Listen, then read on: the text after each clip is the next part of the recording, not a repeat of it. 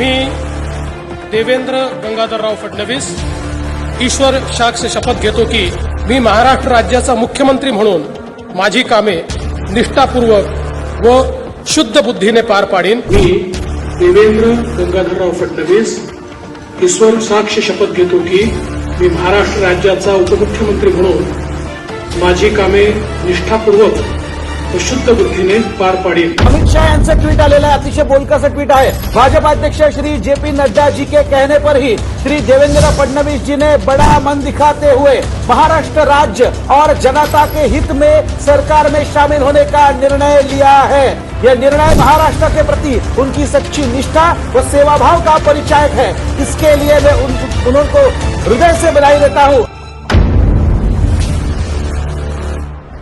सभागृहाला आणि महाराष्ट्राला मराठा समाजाच्या संदर्भात मी काय केलं नीट माहिती आहे। मराठा समाजाला मी आरक्षण दिलं, त्या सभागृहाने दिलं, मी मुख्यमंत्री होतो, ते हायकोर्टात टिकवलं, जोपर्यंत मुख्यमंत्री होतो सुप्रीम कोर्टात टिकवलं। त्या ठिकाणी सारखी संस्था सुरू करणं असेल, अण्णासाहेब पाटील आर्थिक विकास महामंडळाच्या माध्यमातून त्या ठिकाणी कर्ज देणं असेल, या सगळ्या योजना त्या काळामध्ये आपण सुरू केल्या।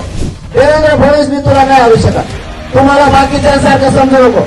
तू ब्राह्मणी कावा करायला जाशील, बाकीच्या ब्राह्मणाला काय नाही करणार, तुला सुट्टी नाही, तुला आयुष्यातून उठून पर्यंत।